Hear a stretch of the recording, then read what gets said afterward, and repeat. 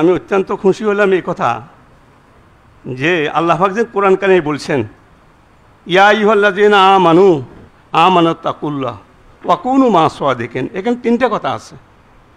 আল্লাহ পাক এখানে বলছেন ইয়া আইয়ুহাল্লাযীনা আমানু, হে ঈমানদাররা, যারা তোমরা ঈমান এনেছো, লা ইলাহা ইল্লাল্লাহ মুহাম্মাদুর রাসূলুল্লাহ সাল্লাল্লাহু আলাইহি সাল্লাম, যে আমরা এই কলমা পড়েছি আমরা কি হলাম?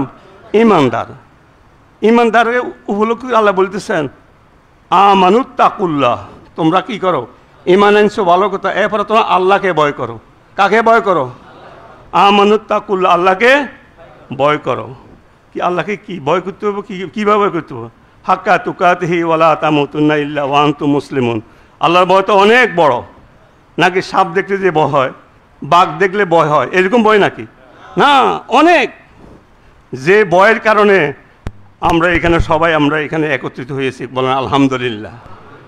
হুজুরকে কেন্দ্র করে হুজুরের সোহবত নেওয়ার জন্য তো আমরা এখানে আইছি, যেটা আল্লাহ কোরআনে বলছেন আমানুত্তাকুল্লাহ ওয়া কুনু মা'আস সাদিকিন। এরপরে তোমরা কি আও সালিহিন, সত্যবাদী এবং নেককার সালিহিন লোকদের সোহবতে থাকো। কোন আলহামদুলিল্লাহ। এই সোহবত জিনিসটা অনেকের ভাগ্য হয় না। কথা বুঝছেন? আজকে মনে করেন আপনার এখানে অনেক ওলামায়ে কেরাম এখানে আছেন, আলেম ওলামা আছেন, আপনারা কোরআন হাদিস বুঝেন, এই জন্যই এই সোহবতের জন্য এখানে দৌড়ে আসছেন হুজুরের কাছে। কথা বুঝছেন? আজকে মানুষ সন্ধান করে আমরা কার সোহবতে যাব, কই ভালো লোক কোথায় আছে, সোহবত চোখে দেখে না, কার সোহবতে যাব? আগের বুজুর্গদের কথা শুনলে তাদের অনেক কেরামতি আছে, তারা অনেক কেরামতি দেখেছে। অনেক বুজুর্গরা, আমাদের সিলসিলা বুজুর্গরা, এই কাউমি লাইনের সিলসিলা বুজুর্গরা আসলে অনেক কেরামতি দেখাতে পারতেন। কথা বুঝিয়েন? আমাদের দ্বারা বাংলাদেশে দুইটা, একটা আলিয়া লাইন আর একটা হলো কাউমি লাইন। এই দুই লাইনে হক্কানি ওলামায়ে কেরাম এখানে আলিয়া লাইনে কিছু আছে, আর আমাদের কাউমি লাইন, দুই লাইন সাথে বাংলাদেশে আর কোনো ওলামায়ে কেরাম নাই। কথা বুঝছেন? এই দুই লাইনে আমরা যেটা চিন্তা আমরা ধরে নিচ্ছি। তো এই সালিহিন লোক পাইবে কোথায়? এখন সালিহিন তো লেখা নবীজি রাসূলুল্লাহ বলছেন ক্বালা রাসূলুল্লাহ সাল্লাল্লাহু আলাইহি সাল্লাম লিল আলেমে মিসলুন উজরুন খামসিনা রাজুলান। কিলা ইয়া রাসূলুল্লাহ মিসলু খামসুনা রাজুলান মিন্না আও মিনহুম? ক্বালা লা ওয়ালাকিন মিসলু খামসুনা রাজুলান মিনকুম। নবীজি বলেছেন আমার এমন এক যমুনা আসবে, যে যমুনায় মানুষ 50 জন মানুষের সমতুল্য ন্যায় অর্জন করতে পারবে। এখন সুবহানাল্লাহ। সাহাবারা প্রশ্ন করল ইয়া রাসূলুল্লাহ সাল্লাম, এই যে 50 জন মানুষের সমতুল্য তারা সওয়াব পাইবে একজন আমল করনে ব্যক্তিওয়ালা, যিনি আমল করবেন তাকে 50 জন মানুষের সওয়াব দেওয়া হবে। এটা কি তাদের যুগের মানুষ না আমাদের যুগের মানুষ? তখন নবীজি বলছিলেন যে না, তাদের যুগের না। কয় কালা লা বাল মেসলু আজরুন খামসিনা রাজুলান মিনকুম, তোমাদের মতন সাহাবীদের মতন 50 জন মানুষের সওয়াব তাকে দান করা হবে। কোন সুবহানাল্লাহ। আখিরের জামানার আমার উম্মতেরা যদি ফরজ ওয়াজিব সুন্নত মুস্তাহাব এগুলো আমল করবে, এর থেকে তোমাদের মতন সাহাবীদের 50 জন সাহাবী, আবু বকর, ওমর, ওসমান, আলী, এরকম 50 জন সাহাবীর পদমর্যাদা সব তাদেরকে দান করা হবে। কোন সুবহানাল্লাহ। এখন দেখেন এবারে আমাদের এই যুগের মধ্যে আমরা তো মনে করেন না, আমরা বেশি এই যে হযরত আমাদের মাঝে হুজুর আছেন, এই হুজুরের সোহবতে আমরা সবাই দৌড়ে আসছি।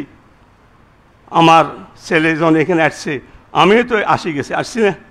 আমার তো মনে চাইছে যে এই হুজুরের সাথে সাক্ষাৎ করি এবং হুজুর কোথায় বসছেন দেখি, মনে একটা আগ্রহ হয়েছে না? তাই যদি না আসতাম, যদি এই অবস্থা না দেখতাম তাকে বুঝতাম কিছু। এই জন্য আগে দেখতে হয়, তারপর না বুঝ পরে আসে। আলহামদুলিল্লাহ, খুশি হলাম যে আল্লাহ পাক এ হুজুর মনে করেন যে অনেক আল্লাহ পাক ওনাকে কবুল করছেন। এই কবুল না হলে তো আসলে এইভাবে আল্লাহর কাছে কবুলিয়ত না পাইলে তো মানুষ এইভাবে যাকে যাকে আসে নাকি আসে? আল্লাহ পাক আল্লাহ, আমি সেদিকে আলোচনা করছি না। আপনারা এখানে আসছেন এই সোহবত নেওয়ার জন্য, যে এই সোহবতের কারণে নবীজি হাদিসেও বলছেন সোহবত মুতাসারাতুন, সোহবতের কারণে মানুষ কি হয়, অনেক অনেক উদ্দে উঠতে পারে। কোন সুবহানাল্লাহ। সোহবতে সালে তেরা সালে কুনাদ, সোহবতে তালে তেরা তালে কুনাদ। একমাত্র সোহবতের সৎসঙ্গে যদি আপনি থাকেন, আপনি ঠিক মানতাসাবে কাউম ভাব মিনহুম, হাসরও তাদের সাথে হবে। কোন সুবহানাল্লাহ। আর যদি খারাপের সাথে চলেন, আপনার চরিত্র কি হবে, খারাপ হবে। এই জন্য এখানে আমরা সবাই দুই আসছি। আল্লাহ পাক যেন আমাদের আশাকে কবুল করে, সবাই বলেন আমিন। আমি একটা কথা আপনাকে বলতে চাই, আমি বলবো যে মনে করেন আমার ছেলে মোতালেম আলী সাহেব আমার বাড়িতে মাদ্রাসা করছে 2084 সনে। শাসিনা আল্লাহ পিসা কাবলা, আমি যখন 72 সনে ওনার কাছে বয়স হওয়ার পরে আমাদের ওই এলাকাতে আমাদের মোকরা অলিউল্লাহ সাহেব বলে একজন বড় বুজুর্গ লোক আছিলেন, যিনি আমাদের মোতালেম আলী সাহেবের দাদা শ্বশুর।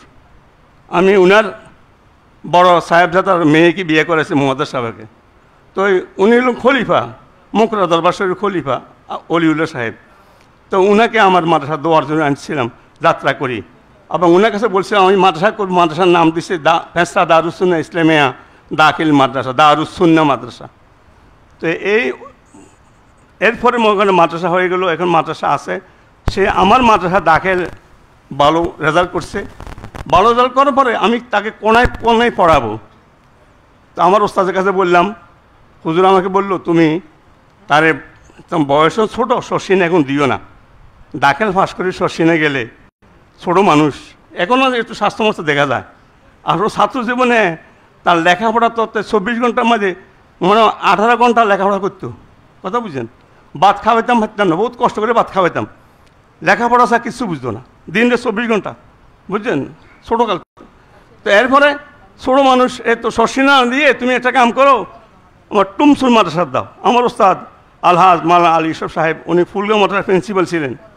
তো উনি আমাকে বললো তুমি টুমসুর পাঠাও, সে একটু বড় হোক, আলেম ফাজিল টুমসুর পড়াও, আর কামেলটা প্রয়োজন শশিনে পড়াই। তো হুজুর পরামর্শ দেওয়ার পরে মনে করো না আমি এ ছোটো মানুষ, আসলে আমার নাতি ইগের মতন যে দাখিল পাস করছে এতো। তো যাও আমি নিয়ে দিয়ে আসছি। হুজুরের আব্বাজান তখন টুমসুর মাদ্রাসার ভাইস প্রিন্সিপাল ছিলেন, আর হারুন শাহ মাদানী সাহেব উনি তো প্রিন্সিপাল, উনি তো তখন তো ছিলেন। জি। তো যাও আমাকে তার লেখাপড়া সেখানে, যদিও ছোটো মানুষ হয়, সে ক্লাসে ফার্স্ট, এবং হাটহাজারি থেকে অনেক ফারেক ছাত্ররা হাটহাজারি ফারেক হইয়া আসে ক্লাস করতো, এখানে আসে দরজ দিত, কিন্তু মহাদের সাথে ছোটো ছেলেদের সাথে ফাটতো না। এটা হুজুরে আমাকে বলতো আর কি।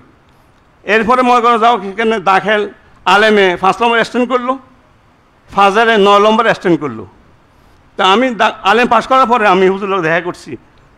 হুজুর মনে করছে আমি নিয়ে নেব না, আমি কিছু না, আপনার এখানে আবার ফাজল থাকবো। কামেল তো নাই, কামেল থাকলে আমি কামেলে পড়াইতাম, ফাজল এখানে থাকবে।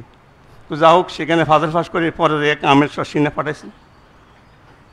আলহামদুলিল্লাহ আজকে সে লেখাপড়া করে সোনাকান্দা আলিয়া মাদ্রাসায় এখানে ধরুন 20 বছর হেড মুহাদ্দিস পদে চাকরি করছেন।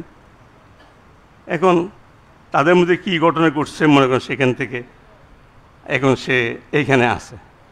আলহামদুলিল্লাহ আমি খুশি। আমার ছেলে মনে করো না এই যে ওইখানেও কিছু খেদমত করছে, অনেক মুহাদ্দিস মানেছেন ওনাকে, সেখানেও তার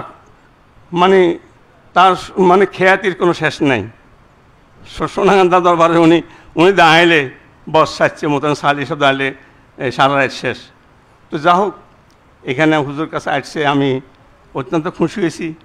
তার মন আমি কারণ হচ্ছে মনে করেন না তার মনটা সেখানে ভাঙিয়ে গেছে, মনে করেন সেখানে একটা ভাঙ্গা মন যাওয়ার জন্য যে এখানে দুয়ে আসছে। এবারে আরও খুশি হলাম, হুজুর সাথে মক্কা মদিনা সব ঘুরিয়ে আসছে, উমরা করিয়েছে, বলে আলহামদুলিল্লাহ। এরপরে আর একটা খুশি যখন শুনলাম সে এতেকাফ সবসময় করে, কত বছর ওই আমাদের লাকসাম হাউজিং মসজিদের বড় খতিব, হ্যাঁ জুমার খতিব ছিলেন, খুব নাম করা বড় মসজিদ। এটাও এবারে গণ্ডগোলে ওনার চলে গেছে, কথা বুঝেননি। তো যার পরে সেখানে বসতেন এভাবে, বড় হাউজিং মসজিদ, বড় মসজিদ, সেখানে উনি এতেকাফ করতেন, অনেক লোক থাকত। তো এবারে শুনলাম যে বাবা আমি এখানে হুজুর বাড়িতে এত কাজ যাবো, আমি কেন আলহামদুলিল্লাহ। তো যা হোক আমি আশা, জি আলহামদুলিল্লাহ, আল্লাহ কবুল করে সকল মুসলিম। হ্যাঁ আলহামদুলিল্লাহ, একটু দোয়া করবেন। আমি একটা ওই আমার বাড়িতে একটা মাদ্রাসা আছে, আলিয়া লাইন, তো আমাদের আলিয়া অবশ্য খালিয়া হয়ে গেছে। আলিয়া মাদ্রাসাগুলি এখন খালিয়া। অনেক সময় কাউমিরা আমাদের বলতো আলিয়া মানে খালিয়া, তা আমরা বুঝতাম কি আমরা একটা খালি নি, হ্যাঁ কিছু তো আসি, তো আসলে এখন খালি হয়ে গেছে। এটা আসলে বলতো তাকে দোয়া কবুল হয়ে গেছে। এটা সহশিক্ষা আসিয়া এটা খালি হয়ে গেছে, কথা বুঝছেন, সহশিক্ষাতে আর তো হয় না কিছু। তো এই কারণে সরসিনা আল্লাহ হজরত পিসাকা আমাদের হুজুর মঠম হুজুর আবু জাফর সাল্লাহ রহমতুল্লাহ আলাই ফাঁসারি শোনে একটা দিনিয়া মাদ্রাসা করছে, সারা বাংলাদেশে দিনিয়া আছে, এইখানে যা চলছে। তো আমিও খুশি হব, আমার যেটা আছে দাখিল পর্যায়ে আমি এখানে প্রায় 62 ডিসিশন সম্পত্তি দিচ্ছি মাদ্রাসার নামে।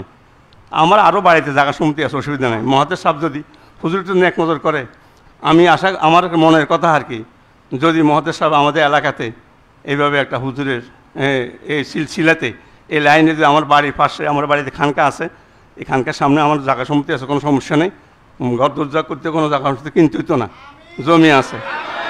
যদি এইভাবে একটা মাদ্রাসা করে হ্যাঁ যায় ভবিষ্যতে, এইটাই আমি ওসিয়ত করে গেলাম আর কি, ওসিয়তের মতো নেই যে আল্লাহ পাক যেন, কারণ হচ্ছে এখন একমাত্র কিতাব কোরআন হাদিস লেখাপড়া হলে এই লাইনের উপরে আছে, মোকাম্মেল মোকাম্মেল, কথা বুঝিয়েন, যেটা আমরা বুঝি কি আলিয়া লাইনের কিতাবপত্র এখন আলিয়া সহশিক্ষা হওয়ার কারণে, যেটা আমাদের বর্তমান ফিরসেবুজ সচেতন ফিরসেবুজ কোনো সহশিক্ষা মাদ্রাসাতে একটা মাহফিল লয় না, দাওয়াত লয় না, হুজুর একটা দাওয়াতও নেয় না।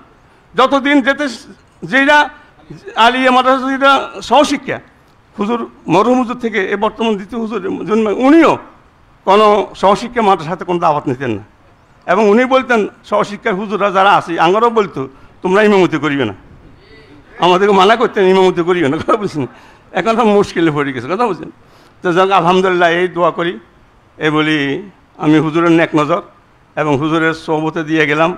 আল্লাহ পাক যেন হুজুরের নেক হয়ে দারাজ করে, আল্লাহ একবার হুজুরের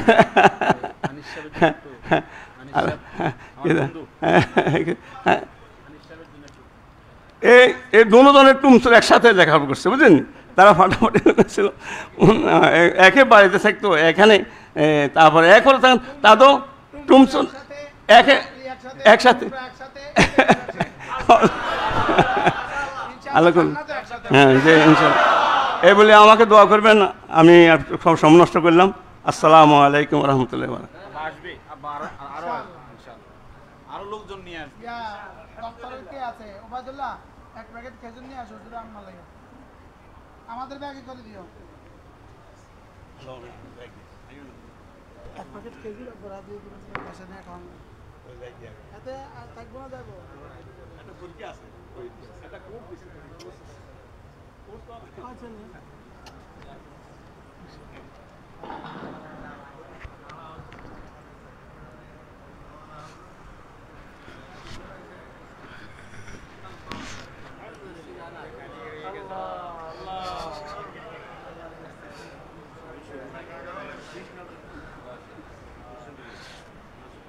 চশমা কই, কোরআন শরীফ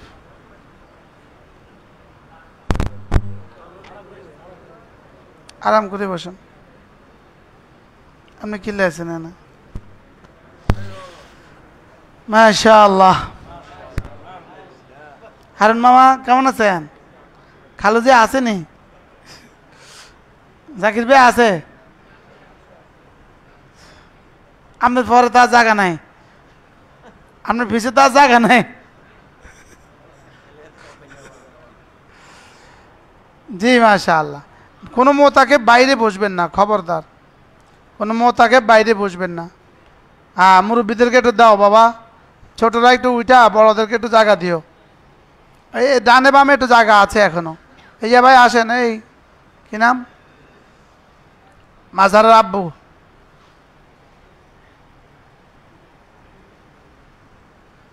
দক্ষিণ পাশেও জায়গা আছে। আল্লাহ